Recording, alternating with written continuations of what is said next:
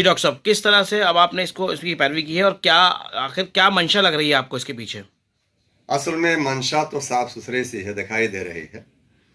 हम हुकूमत के किसी पॉलिसी के में शक नहीं करते, क्योंकि हुकूमत ने, जैसे हमारे वज़ीर आज़म नरेंद्र मोदी साहब ने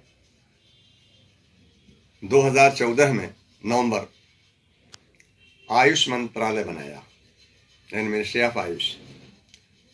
उसमें सीधा सीधा मामला है कि A for Ayurveda, Y for yoga Siddha, U for यूनानी, सोया रिक्वा एंड होम्योपैथी। अर्ज करना यह है कि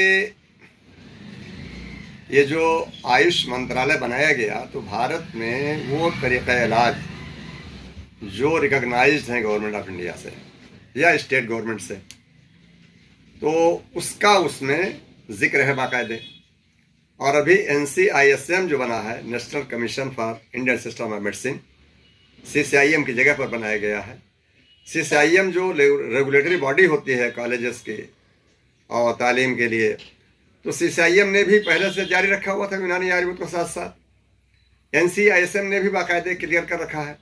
सारे नोटिफिकेशन और जितने भी लेटर्स जारी होते हैं वहाँ से, उन सब में जो है यूनानी, होम्योपैथी, आयुर्वेद का जिक्र होता है, या जो शामिल अपनी आयुष की हैं सभी।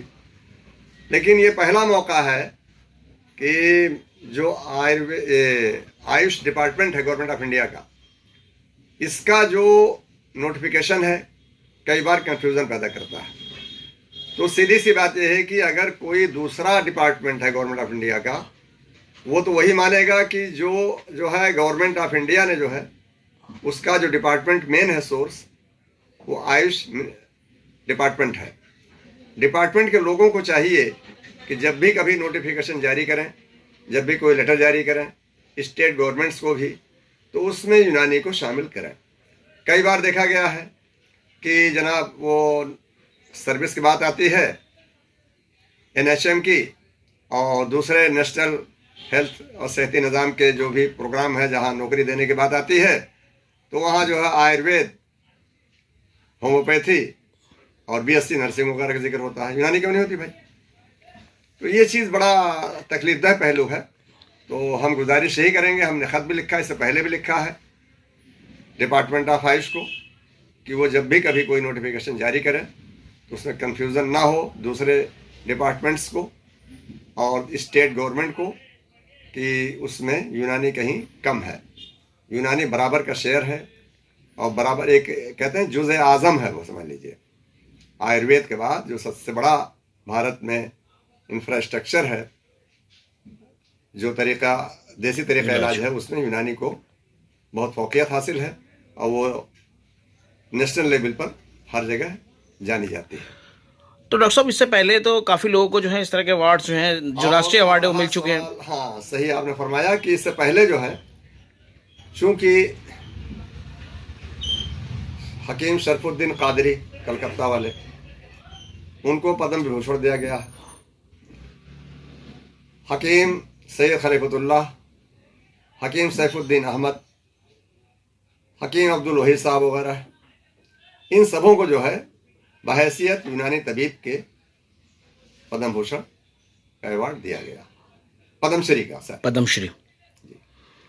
हकीम अजमल खान जैसी शख्सियत मेरे ख्याल से शायद ही भारत में उनके कद का किसी भी पैथिक आदमी नहीं होगा जो हकीम अजमल खान की हैसियत थी। तो हकीम अजमल खान जैसी शख्सियत को भूल जाना वो भी तकलीफदेह है। उन्हें तो भारत रत्न कब का मिल जाना चाहिए था। हकीम अब्दुल हमीद साहब की भी कुर्बानियाँ कोई कम नहीं है, उनको भी नजर किया जाना चाहिए। तो मेरा मानना सिर्फ यह है कि तंजीमी तौर पर हम लोग इस बात की कोशिश करते हैं कि भारत सरकार ने जो इज्जत बख्शी है वो बरकरार रहे। उसमें डिपार्टमेंट की तरफ से जो कुछ भी यानी कोताहियाँ बरती जाती हैं या कन्फ्यूज़न पैदा किया जाता है, वो ठीक नहीं है। तो उसका जो है ख्याल रखा।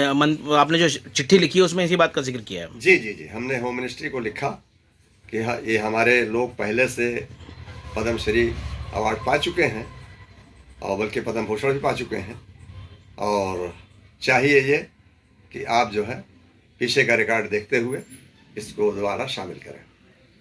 ठीक।